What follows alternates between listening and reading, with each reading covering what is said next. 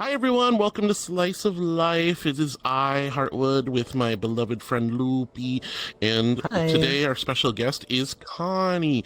Con Cub, the Hello. awesome, super awesome bean, also Hopkins extraordinaire and super villain. And a great friend of ours. Super Yes, villain. we're so thankful that you're here today, Connie. Thank you so much. I'm for really, coming. like I Connie, said, really the appreciate pleasure is genuinely all mine that you all would even ask me to do this with y'all. I'm really excited to do this with y'all. Absolutely, we're super happy that you're here with us today. So, if you couldn't tell, I think it would be nice to talk about gender. Because the three of us happen to be trans. We're in a lovely trans world. Please do go check it out, Trans Academy. And also, because you two are huge inspirations of mine, I'm going to try something out for this podcast. Okay. Do what you gotta do. Hello, hi, I'm trying to vocal train a little bit, so it might be a little scratchy. It's not there perfectly yet, but I want to get to a higher point. So, hi, I'm Loopie. Awesome. Hello. Hi, Loopie. We love you. Oh my goodness, precious bean. And Heartwood's gone on to estrogen as well, so I think, a little bit. Estrogen plus, mind you. Estrogen. Estrogen plus. According What to- does that mean? It's just the program name that they have. So I Oh my god, you got the DLC. I got the DLC. I got the estrogen plus. I'm on. estrogen. I've got the battle pass for estrogen. Wow. What do you get the at the end of a battle pass for estrogen? We'll find out. It's on. I haven't unlocked it yet. There's something I need to do. Hold on. Oh, good point. Yeah. I know. Oh yeah, good yes, point. Yes. I have But it's a friends. tiny one. So we're in the Trans Academy world, which is a really cool world where that is run by an actual VR chat organization, and they promote obviously trans education, and they focus a lot on vocal training, which is cool because I've caught a couple of their streams, and it's really fascinating. So it's really cool that you're doing vocal training, Loopy. It's super cool. Yeah, I mean, I have no experience with controlling my voice. I've never done it before. I've always had the same sort of deep monotone voice. And so I'm looking into vocal training, and it seems to be a lot of singing theory, on how the voice fluctuates, not only with pitch, but with tone and resonance. And so it's learning those sorts of things. But from what I gather, it's just kind of practicing. Your voice is a muscle, and the more you do it, the easier it gets to kind of reach. And right now it's a bit of a strain to kind of get it higher, but I'm hoping that it'll get easier with time. Yeah. Well, and it's true. It's a shame that it doesn't work like the same as testosterone does for FTMs, because their voice just naturally drops, and I'm like, I wish I had magic pills that did that. Boy, that must be nice to have your voice just naturally drop, whereas we have to train ours up. Yeah. I also want to make a quick comment. Your monotone voice is not monotone. You have a beautiful voice. I've always really appreciated how soft really and nice gentle you are. voice. You have such It's a beautiful the VR voice effect. naturally. I wanted to sound cuter. But it's still You've quite been sounding cute since day one, since I met you, which is hilarious because when I met you at the airport, I got the full Welsh accent just hit me full on the face. I was like, so oh my gosh, stressed. Loopie's IRL. It was really cute though. It was really cute going from hearing this beautiful Loopy voice from day one in VR to suddenly Welsh accent in the airport. It was really cute though. You have a beautiful voice. So I think with the voice training, you're gonna get even better. I just wanted to poke you there. I was like, oh, you got a lovely voice. I was just gonna say, I wanted to build upon what you were saying about how singing is a good way to voice train, because funny enough, I've been singing since the 90s because I just enjoy singing. And this was even before I even knew that I was a trans woman. But one of the things that I noticed is that there were two things that definitely helped me get to the voice that I'm at right now. One is my love for singing. And it's not even I didn't take any classes, any training. I would just listen to the music that I love to listen to and try to sing back what I was hearing, right? Because I wanted to match that pitch. I wanted to match that sound.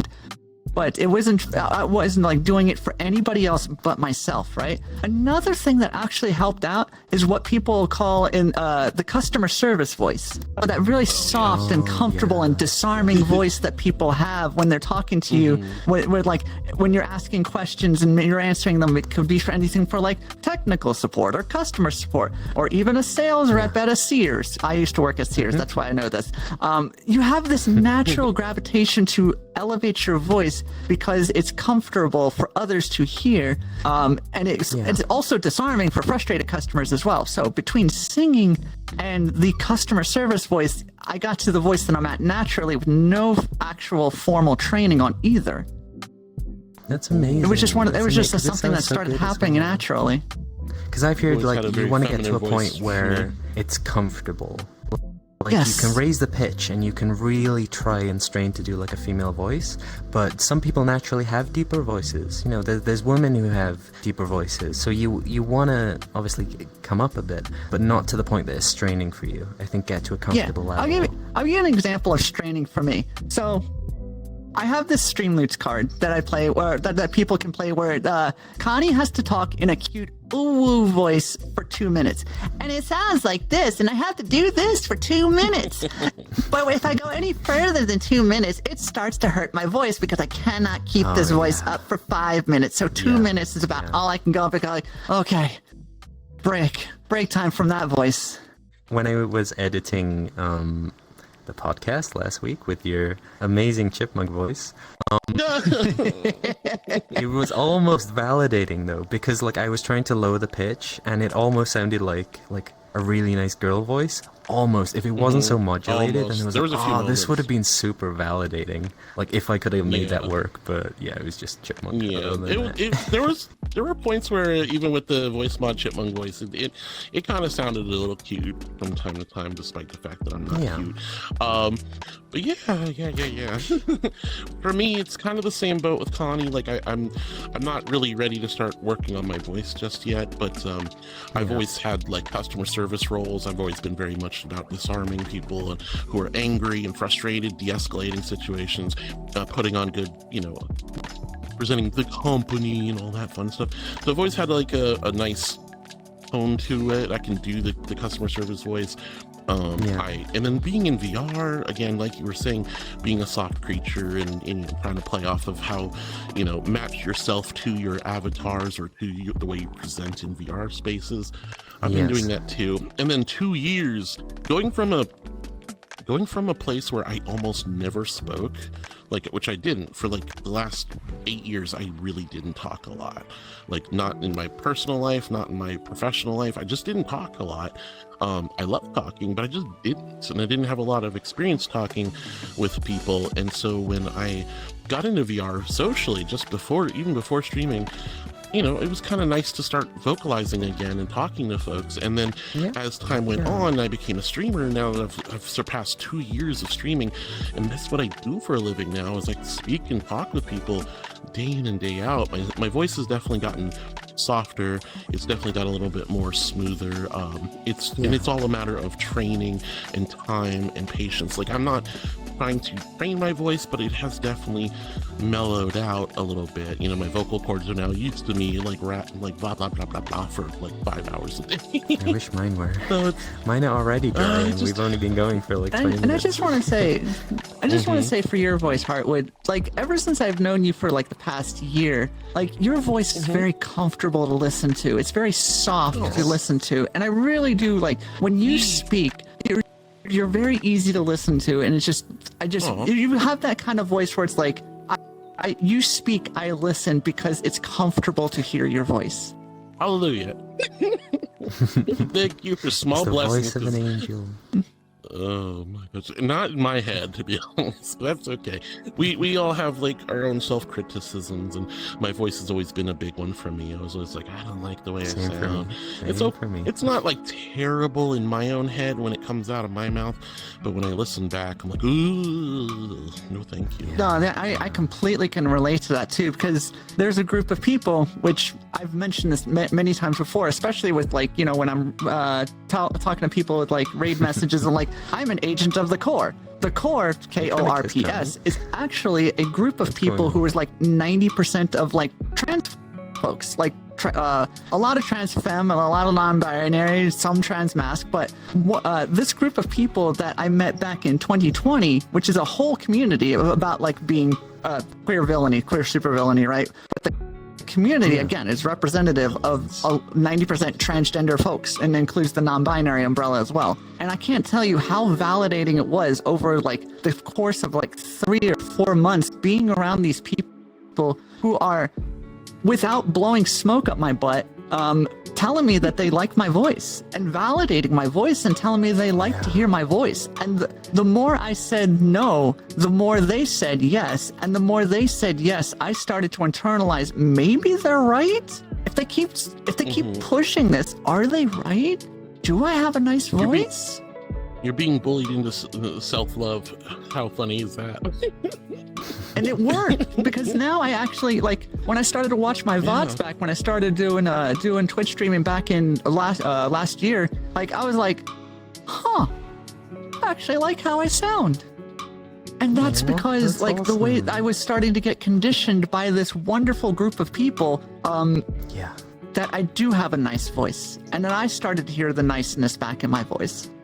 I think if there was less prejudice in the world, if it was more normalized to be LGBT, to be trans, I think a lot more people would be aligned with that. And it's not because like, oh, we're trying to convert your kids or anything like that, like naysayers say. But I think it's just, if you have the freedom and the love and the support to try being gender fluid, to cross-dress, to try go on, play with different toys and all this stuff.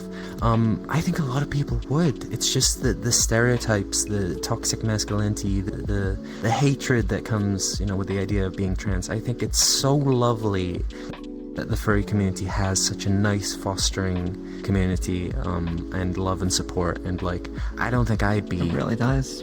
As open to expressing myself if not for the love around me. Even though there's a lot of, hate, which I see on Twitter and you see out in the real world, it's just like, if you have this community that you can come back to and remind you, hey, your voice is nice, and hey, you're a really cute girl, and validating you, I think the world would be a better place, honestly. Absolutely. So people flourish, and arts, culture, our individuality, our people flourish in environments where we have the ability to explore, to cultivate new ideas, to express ourselves. The Renaissance is a great example, taking away the gender part, but going into like the arts and the culture, when we had patrons who were just like, here's some money, become a master craftsman, do this, do that, and just arts. People had the freedom to go, I'm going to hone my craft, I'm going to spend time exploring and expressing myself. And we had such a flourishing of new artwork and culture and innovations, like on all different scales. And it's kind of the same thing. We're in a digital revolution right now with the internet.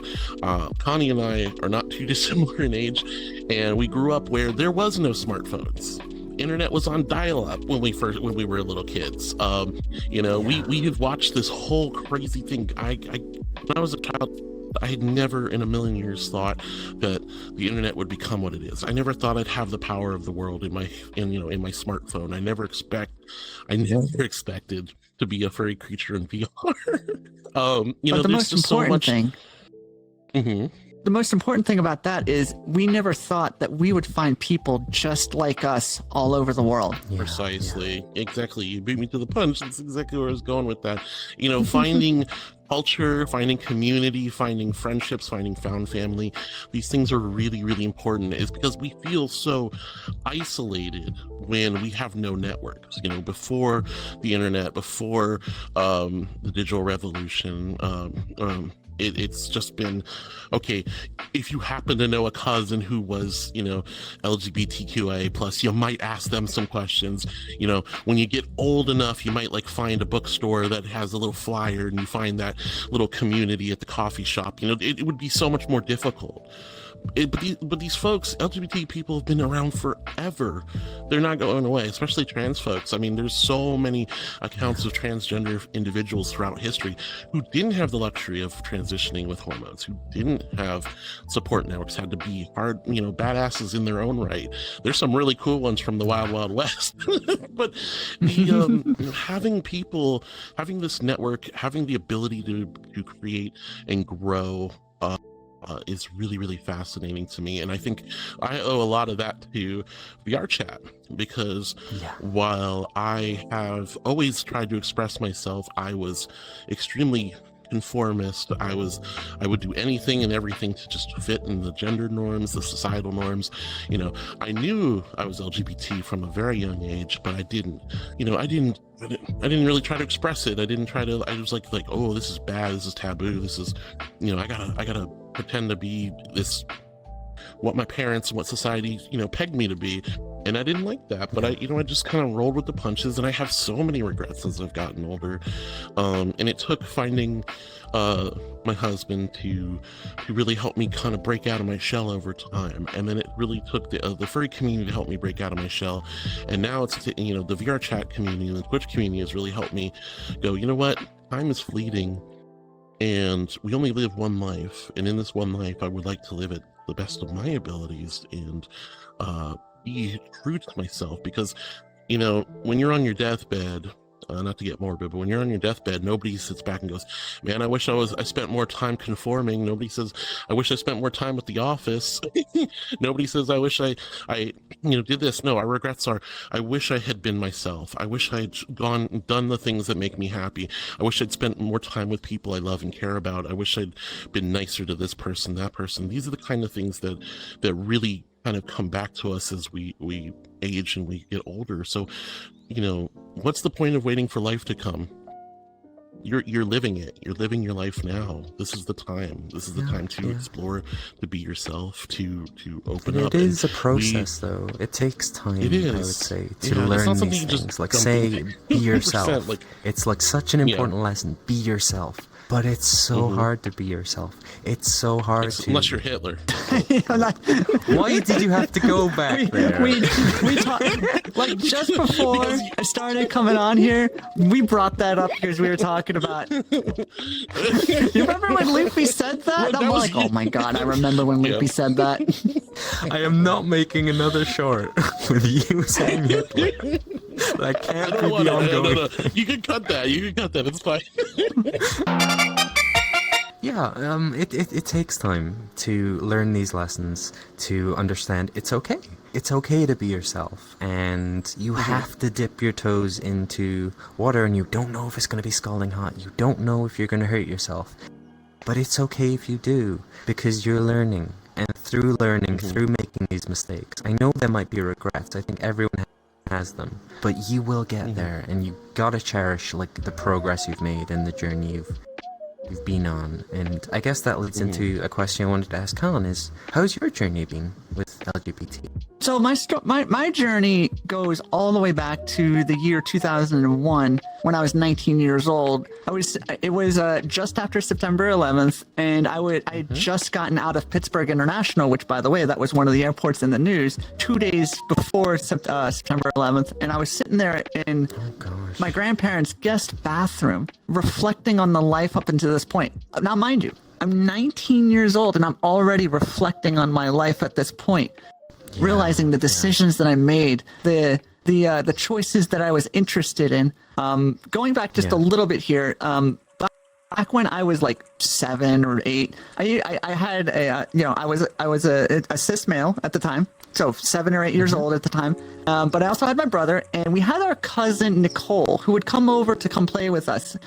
And every so often, she would have toys that come along with her, so she had toys that we play with. And one of the things that I always point out to was she had and I know Heartwood remembers these. I've heard this. It was a Power Wheels. Have you heard of these Power Wheels before? These miniature electrical vehicles. They're like these little motorized vehicles for kids.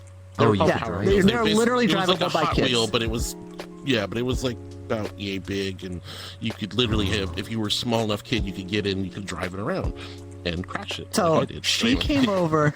She came over with a Barbie print, like a Barbie like logoed hot pink Corvette Power Wheels. And I looked at that thing and I said, I want to drive the hot pink Corvette. And it was such an infatuation of mine because like it didn't matter that it was Barbie logo on it. It was this really nice looking hot pink Chevy Corvette Power Wheels, but I was living with my biological father and my brother and other masculine people in the house at the time, and they're all like, "You're not to play with that. You're to play with your Teenage Mutant Ninja Turtles." And I'm like, "Oh well, if they say I can't play with it, then I guess I can't play with it." But man, did I really want to! And this goes on for like throughout my life. Situations just like this where I know that people are going to say something if I want to do something feminine. But if it came to a masculine activity, like say watching football on TV or going outside into a backyard and doing a barbecue where everybody's drinking beers and stuff, like I didn't want to do any of that. And as I was thinking about me sitting on this toilet, I broke down crying and realized, oh God, I'm a trans woman. I'm thinking this at 19 years old. Like it's just a huge deal to realize. Like my entire childhood life realized I've been living a trans woman's life. So as time went on, there was a lot of time and period where like I knew what I was, and I started exploring who I was through furry at the time. Now, again, this is something Heartwood might remember, but some of y'all might remember this too. You remember the days of Internet Relay Chat, or IRC? And we would go on a particular server called Furnet. Even YIFnet, if y'all remember that far back. But that's split into two servers, and the next one would be called Furnet. So anyway, I'm exploring with these other. I knew the people who caused the split. I knew the people who caused no the split kidding. personally. Yeah, I knew the people. So as time The goes on, OG and I'm starting to furries. learn more about my life, furries are making me more comfortable with the idea of like coming out to be with myself. So by the time that I had moved to California in 2003, which by the way, this is at a time where you might remember this, the Gray Davis recall had just started. Governor Gray Davis, you remember that recall? And then we got the governor. I wasn't there during that time. Okay. I don't think.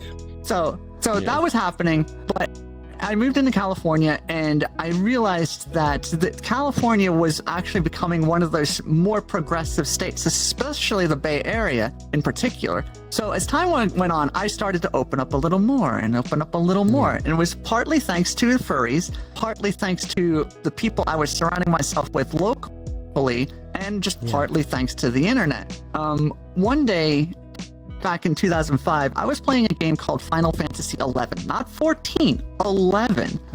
That's the one I play. Yeah. Let's go. So back in the day, free companies were link shells. We didn't have link shells were actually the FCs at the time. And one day I came out onto one of our forum pages about being trans. Yeah. But because it was one of our forum pages, that meant it was a self-contained post to just my link shell, or my guild at the time. As time went on, somebody hacked our website, took explicitly my post, just my post, from that website and posted it to the wider Final Fantasy XI website known as Killing Ifrit, killingifrit.com. On our specific servers, which by the way, I was on Cerberus server, somebody pretended to be me, actually made an account pretending to be me, copied and pasted my post to the overall server.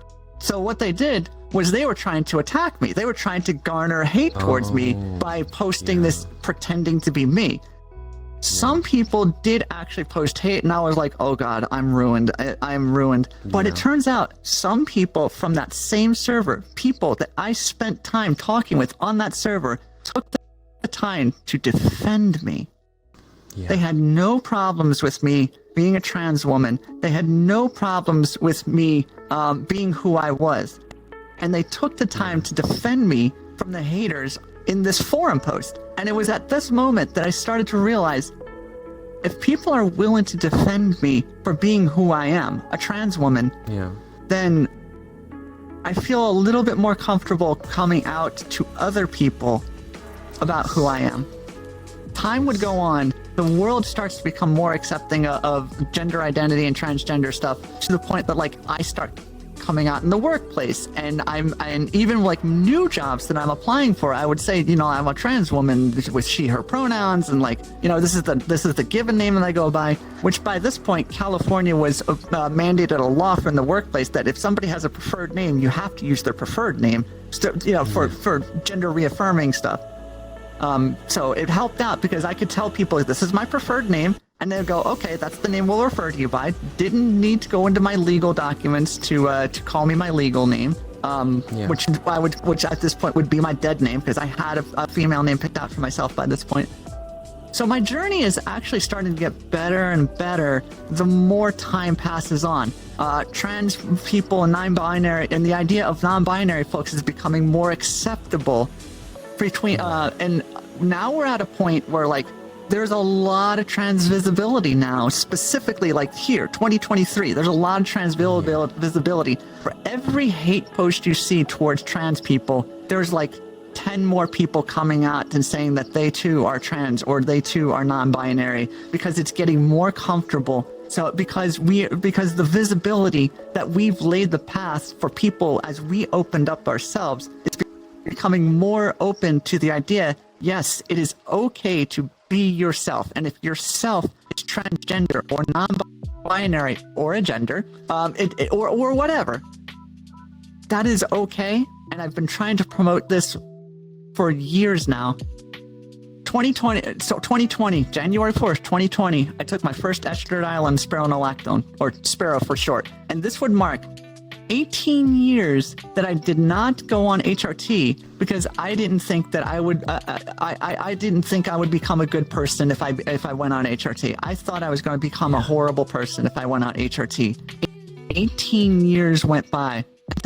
One particular friend of mine who goes by the username Mifmaf, M-I-F-M-A-F, and she's one of my best friends in the world. She's like a genuine sister to me, right? And we're playing Deep Rock Galactic one day in 2019. And, you know, it's just casual Deep Rock Galactic, and we're hanging out, and we're vibing, and she made an offhanded comment, because we're talking about gender identity stuff and trans stuff, and she made a comment to me, in the middle of playing DRG, you would make a pretty girl if you decided to go on hormone replacement therapy. No. Yeah. That was it. That was it. That line right there. I was like, I'm going to put that. All right, I'm putting this to the test. If you really do think I'll be a beautiful girl if I went on HRT, we're going to put this to the test. January 4th, 2020 started my journey. And oh my God, I cannot believe how much of a happier person I have become just for having started HRT. Like, gender dysphoria is a real thing. Like, it is absolutely a real thing. And once I started to tackle gender dysphoria, oh my God, the person that you're seeing now, that you're talking to now, Loopie, is 3 years and 7 months on HRT, and I am living my literal best life. I've never been so much happier with my life since going on hormone replacement therapy. And this is such a big deal. If you suffer from gender dysphoria, the earlier you treat it, the better you will feel. I started when I was 37, and I regret waiting those 18 years to start because I felt so much better. And again, we are in a time and an age that now is the best time of all times that I've been paying attention to this. We are in one of the best times to come out and say, I am trans, and I need to get on, like, I need to find an endocrinologist, or I need to talk to my general practitioner about getting started. Acceptance for every hater out there. There's like 5 people who will accept you for every hater out there. It's such a good message to spread, the one of positivity, because negativity will spread like wildfire. There will always be people who don't understand, and that's why they hate, or they might not know trans people in their life, and so that's why they discriminate against them, because they don't have anyone to attach it to. They're just like this weird foreign concept.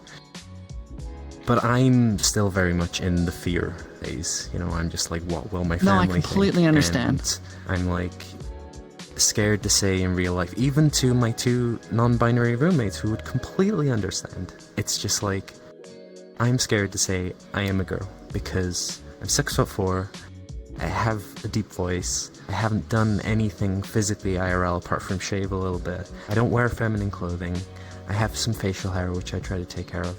It's like, it is so scary to tell the world, hey, I'm a girl, because I don't fully believe it myself yet, but I will say how extremely validating it is to be surrounded by people who are living their best lives, for people who have Loopie, been through it and found love. If you would like something validating to hear that's similar to your situation, my wife is very similar to the way you are, and I still see her as just the woman that she is, and I love her and adore her. No matter her height, her size, her voice, she is a woman to me, and I love this woman so much.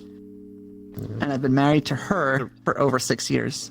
And also to just kind of jump on that, it's from my exploration of gender identity and whatnot. If you feel euphoric being a woman, you are a woman. You are. You know, there's just nothing else about you it. Are. Like, you just are. You and are. It doesn't matter how your build, it doesn't matter your tone of voice, it doesn't matter how you dress, it doesn't matter how you present yourself. It's what's in here and here that matters. That's the important part. And if you want like some really, really good motivation for, you know, accepting yourself and growing, there's some amazing Reddit forums. And yeah, you got to deal with some trolls and some stuff, but the moderators are pretty good in a lot of them. One I really like is Translator. Mostly Translator is a lot of people using like Snapchat filters and stuff, but a lot of it is actually people who are in their late 30s, 40s, 50s, 60s who decide to start transitioning later. Some of these before and after pictures are stunning, like amazing. Some of them not a lot of changes, some people a lot more changes than you'd expect. But watching people grow and become their true selves, like even if it's just in your own mind and heart, can be really, really amazing. It's very euphoric and it's very encouraging because, you know, at the end of the day, you are who you are. You know, your gender is what you make of yourself. And if you feel more validated or happier being a man or a woman or somewhere in between like myself or nothing at all like myself,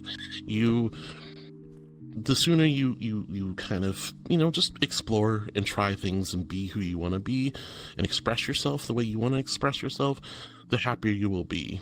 Now, Yeah. you know, at the end of the day, everybody's journey is unique to themselves, and you know, the trans directive is don't break an egg, let them do it themselves. But at the same time, like, there's the one thing I see like time and time again when I'm cruising these forums and reading about people's different journeys and like relating to people, because I started my journey much later, even later than Connie, and I can say right now it's really humbling and interesting watching how people really feel themselves for the first time and how happy it makes them. So, you know, just exploring and being yourself is super important to you. Again, as I was saying earlier, you only live one life. Why waste time? I mean, why waste time? Yeah, I'm writing the line of gender fluid, and I'm writing the line of like, if somebody asks me, oh, why have you shaved your body? I can be like, oh, you know, I'm just like expressing myself. It doesn't mean I'm a girl or anything. It's not that I'm trying to go towards there. I'm just becoming maybe androgynous and riding the wave. But I wonder how much of that is me being too scared to fully commit. I wonder how much of that is me being too scared to say, hey, I'm a girl. Because if a button was in front of me, you can just become a girl without any obstacles, any issues, anyone judging. You just, bam, you've already fast forwarded the process. I think I would press it. Then I think you have your answer. It's so scary, though. I mean, the state of, it is, I don't it know. I is. could come up with a million excuses. There's You so could, many and obstacles to it, though. At the end of the day, it's always your comfort level and your safety. I tell people this a lot when I'm streaming. Your safety is paramount. Like if you're living in a toxic environment, you know, it sucks to hide who you are or to lack expression, but at the same time, your safety is super important. However, you know, when you're in a safer environment, when you can express yourself, like whether it's VR chat or online in Discord or amongst your friends or your roommates or social networks or groups, like furry and you know, your local friends, things of that nature, expressing yourself is really an important step. And it hurts because you're like, I just started HRT and I'm 7 weeks in now, and I've seen some changes, and it's like, wow, this is really cool. But then still look in the mirror and I'm like, this is gonna be a long time. This is gonna be a long time. But everybody's a little different, you know. Everybody, like, if you do or don't, like, a lot of people don't ever go on hormones. You know, they just kind of go, this is who I am, deal with it. And if you're like gender fluid or you're androgynous or you're like myself who's agender, you know, expressing yourself is more important than, you know, the way your body handles things. But everybody's a little different. So going on HRT, for example, was going to help me kind of bring myself more closer to that androgynous, non-gendered self. But as I'm going along, I'm thinking the same thing as you are. It's like, am I just kidding myself? Am I actually just a trans woman after all? Or, you know, am I just kind of easing myself in gently so I can kind of pick and choose when I, you know, how I go? Because when I started, I have identified as a non-binary agender for like almost 2 years now. And I've been LGBT since I was like a teenager or preteen. But, you know, changing my gender identity was a big thing for me.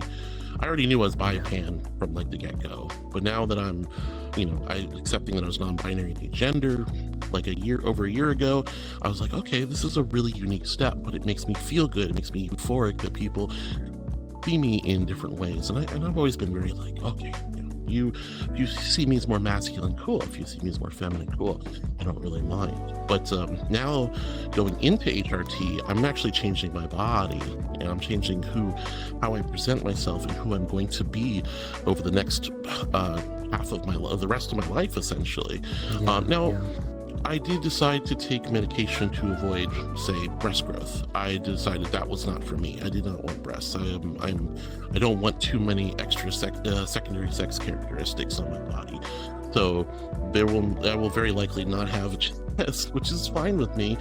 But that's something I can always just change my mind down the road. All I have to do is stop taking that medication, and I will start growing the boobas, you know. But right now I started out going, I'm going to go on HRT, but I'm going to microdose and just tippy tap my way into it and have a nice gentle experience and just kind of test the waters, right? And then I talk to the doctor and they're like, here's a big fat dose of estrogen, here's some T blockers, and I'm like, but I'm already low T, and they're like, T blockers, estrogen. And I'm like, okay. And then I'm like, oh, after going on the forums, after reading more about it, after talking to other transgender women or trans femmes, I have been realizing that microdosing doesn't really do much. Doing the full regimen does make a huge difference, and it takes a lot of time. So it really ultimately just kind of depends on what you're looking for, but there are ways to ease into it. And once you start going down that road, once you're in that journey, it opens the doorway to a whole new line of thinking, and it makes you go, huh, I'm in it. I'm finally doing it. I'm on my journey. I'm finally taking control of my life for the first time ever. I equate it to very similar to expressing yourself in ways that are a little bit above the norm. Like, we can dress the way we want to dress. We can shave, things like that. We can change our hair color. But when you go and get a tattoo or a piercing, for example, there's a reason why that's such a euphoric experience for a lot of people, because it is a form of agency. You are taking control of your body, and you are expressing your body the way you want to express it. I've always wanted earrings and ear piercings. I've always wanted those ever since I was a little kid, but I didn't because conformity, job stoppers, that kind of like conservative thought pattern, and my parents being like, oh, don't you dare, you know. Now I've got 00 gauges in my ears, I got tunnels, I have an ear tattoo, I have a hand tattoo, my forearm is tattooed. I just got What my you're nose saying pierced. is, give it a few years and I'll have head to toe bunnies tattooed all over my body. No. I mean, that would look cute. That'd look cute. I bet you'd look good with a cute bunny tattoo here and there. A But the bunny with point is, trans colors? Oh my gosh. Oh, that would be actually, that's a really cute. That's a really cute idea. Yeah. But just honestly, at the end of the day, it's about agency over yourself. You know, dress the way you want to dress is really important. Presenting and looking the way you want to look is really important. But when you take agency of your physical form, your body, that is when doors open, your mind becomes clear. You are able to ruminate on your true self, your true authentic self.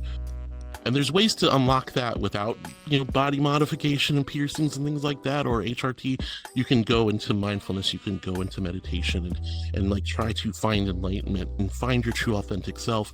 But when you start taking action, you know, it's the same as losing weight, it's the same as dressing different, but when you start to actually take agency of your body, it is a sense of euphoria, it's a sense of motivation, it's a sense of enlightenment, and it's a sense of understanding your true self. So I went from last year saying I'm agender, non-binary, but I'm masculine presenting, you know, to suddenly being like, okay, well now I'm trans and trans femme. I remember I was on a charity event stream and I was talking to another non-binary person and another a trans streamer, and I was kind of saying, hey, I don't feel comfortable calling myself trans because I don't feel like I'm part of that community.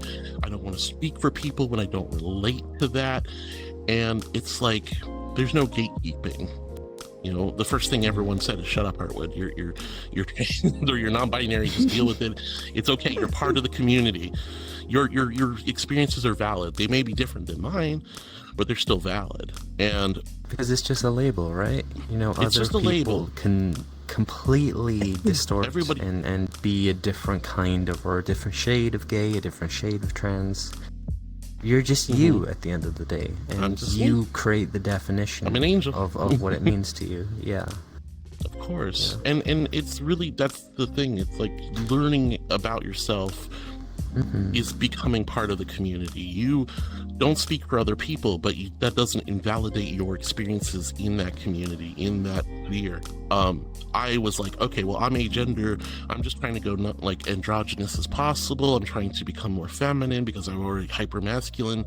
I want to have better health. One of the big reasons I went on HRT is, believe it or not, health reasons more than just transitioning my physical appearance. That's a big motivator too, but I wanted to actually take better care of my health, and I feel that having estrogen in my body was a big step for me.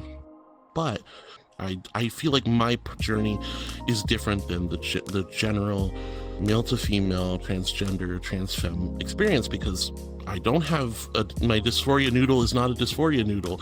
I haven't been thinking about being a woman my entire life. I have so many little blips and keys of me going, oh, I wish I could dress like a girl. Ooh, I wish I could play with that hot pink toy. Oh, I like my G.I. Joes, but I like that Barbie that my sister's playing with. I want to hang out with my sister's friend. You know, that one-piece bathing suit is cute. I remember dressing up and being super happy to be in a leotard when I was in gym class as a kid.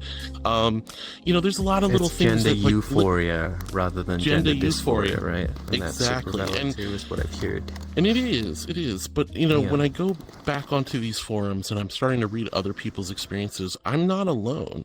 There's a lot of people who are like, am I trans because I didn't have this insane dysphoria like when I was a kid?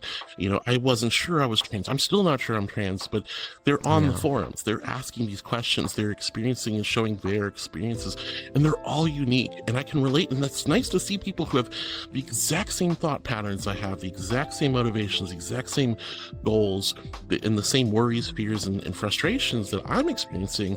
I'm not alone. No matter how unique I thought my experience was, Yeah. I'm not alone. There's people with the exact same situations, thoughts, and experiences that I'm going through. And it's it's, again, it just brings into the light that this is a unique individual journey that we can find people we relate to, but it doesn't invalidate our experiences or our feelings. And if you're feeling like you need to express yourself, if you're feeling like you want to test the waters, test the waters. If you want to jump right in head first, go right ahead. I feel really weird because I was like, oh, I didn't consider myself transgender a year or two ago, and I barely considered myself non-binary 2 years ago. And unlike a lot of folks who have to wait years and years and years and go through all these hoops for HRT, hormone replacement therapy, I didn't have that. Despite the fact I live in a very fascist area with terrible laws, I somehow managed to squeak in, and I just jumped right in, boom, instantly, right off the bat. Like, I went into my doctor's, I had estrogen in my hand by the end of the evening, and it was just like, yeah, this is happening, and I'm not feeling bad about it. I'm feeling really good so far. Yeah, I think at the core, it's like, I was terrified to identify as furry. Well, not terrified, I was just like, I'm not sure about this. That too. And it's the same about being gay and being bi. I was like, I'm not sure if I'm ready to commit to something like this. And it's the same about being trans. But at its core, you step under that umbrella, it's safe.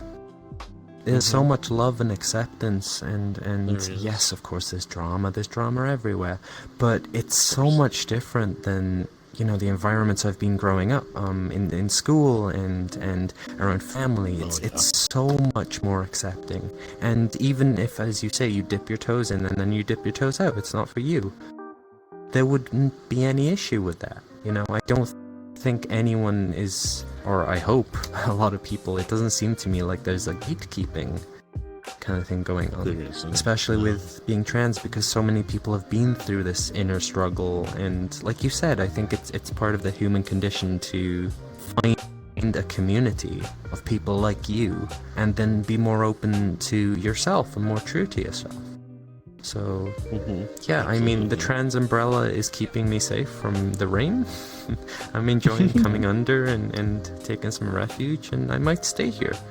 I don't know, you just have to feel it out, I guess. But as long as you do that without doubt and without fear, and I mean, it's hard to alleviate that. It's hard to alleviate that fear. It's hard to I think one of the things I see the most when I'm in online spaces is people saying, "Oh, am I really trans? Am I making the right choice?" I'm so stressed out that I feel this way, and it's like it's because you are, you're butting your head against a wall of conformity versus societal pressures versus your living situation versus your job situation. And just not addressing the core root of the problem of there's something in you that's not being, you're not being your true authentic self. And that's the hardest part. It's the hardest part because you'll never, it's tough, especially like I see even people on HRT who are like, they start having stagnating problems, or they're like not getting the results they're looking for, and they stress out and they panic, and they're like, oh no, and it's tough.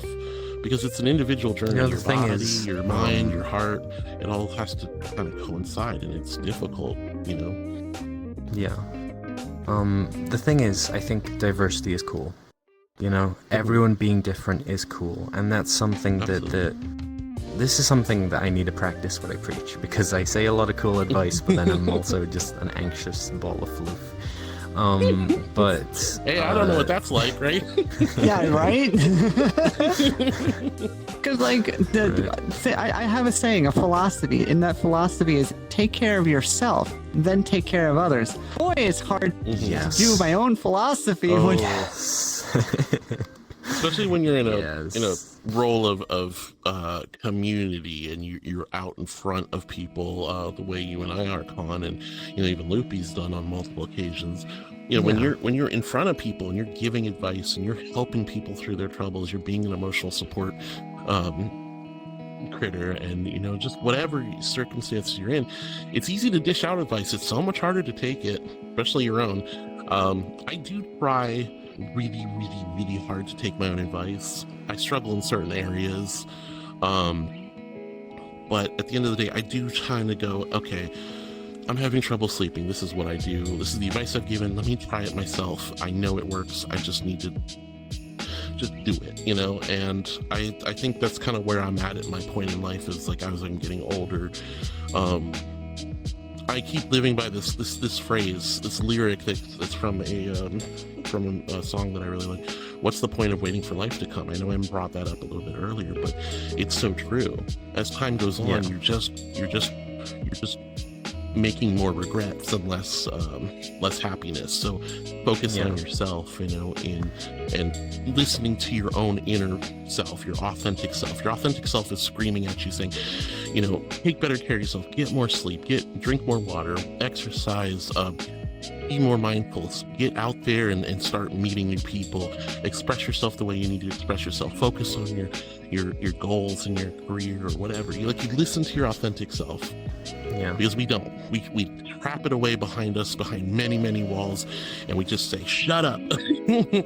And at the end of the day, it's like that's you. You're telling to shut up, and that's you're suppressing. That's you breaking yourself down and making yourself miserable. So again, what's the point of waiting for life to come? Just focus on following your own advice, using the resources at your fingertips, and moving forward. Everything's about moving forward and trying new things and being open, because in my life experiences, that's the one thing that keeps coming up, is me just not taking action, me not focusing on what I need to do in my life to be a truly happy, genuine individual.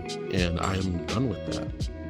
You know, I'm done. I'm just gonna be the best me I can be, and it's tough though. I'm not gonna lie, it's tough.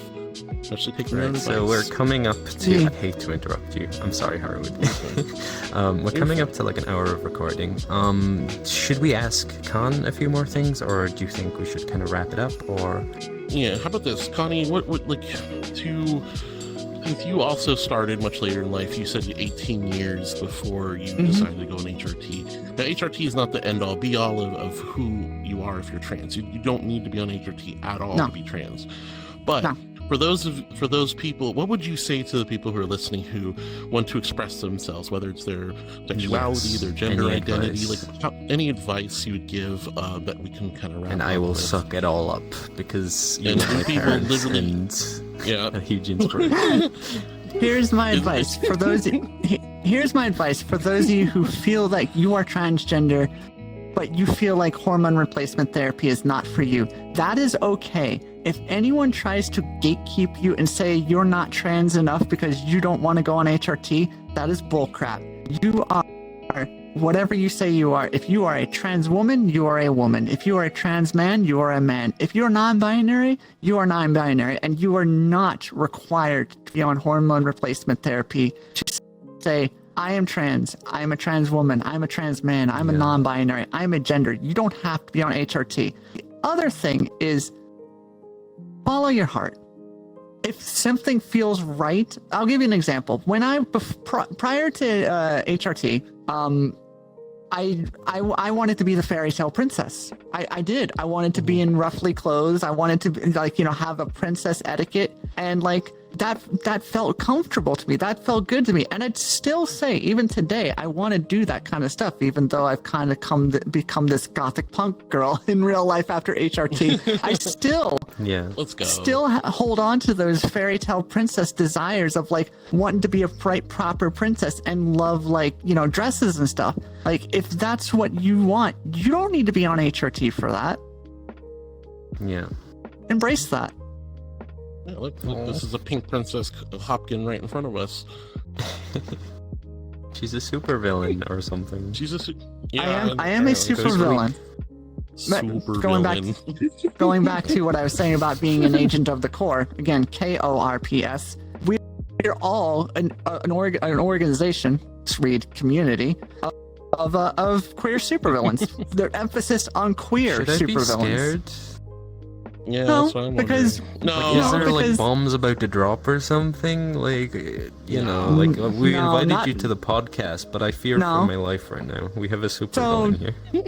You know, funny enough, since we were talking about bringing me back on, we can have like a whole conversation about why I identify as a queer supervillain, why the core is such an impactful, important community for me, and what the core is all about, which is to read. I know a lot of y'all are saying like, "Oh, you just sound like a bunch of anti-heroes." Well, we kind of are in the end, but the reason that we identify as villains is because the creator of the core universe, who goes by core propaganda on Twitter, aka Karen, she basically created a world where furries in the real world, to like, you know, the world we live in today, she created a world where furries who are, you know, like queer, trans, have body dysphoria issues, are all looked at as like these heinous, evil, diabolical villains for being different. And the world she created was a group of individuals, kind of like the X-Men, sort of like the X-Men, where it's like superpowered furries were like, well, if you're going to treat us like villains, then we're just going to lean heavily into being villains, and we live up to that. You know what? You know back in the day where they talk about queer-coded villains. You know, in the comic book code, queer-coded villains. We're kind of we're basically queer-coded villains. But we're like anti-hero Robin Hoods in the end of the day. Like, yes, my character is like this combination. Be gay, do crimes. Yeah, it's literally be gay. You do are crimes. valid. Like, You are valid. I am valid. You are valid. Everyone's You guys valid. are definitely Yes. valid. Absolutely. Well, Connie, thank you again so much for joining us today. Thank you It's so absolute much Thank you for pleasure having having me. you This has here. been such a wonderful Thank you for time. joining us for Slice of Heaven. I hope it was a Episode tasty 3. slice of heaven for you. Thank you for Episode sticking with 3, us and the nice baby. comments. We really, All really right, guys. appreciate it. And thank you once again to all our wonderful Patreon supporters, and thank you guys for all the love and support, Thank you. and all the viewers. And I guess don't forget to do the YouTube stuff, right? Like, which is Smash that like smash button. that Hit like button. that subscribe Hit that- button. yeah. Subscribe to our newsletter. yeah. Do Join it. our Do it. RuneScape fan club. I don't know. Wait, we have one? Oh man. do you have a RuneScape Anyway, fan I'm club? gonna have to make one now. Now we. Oh, at least you. Thank God you didn't say Minecraft server. Then oh man, I'd be so upset.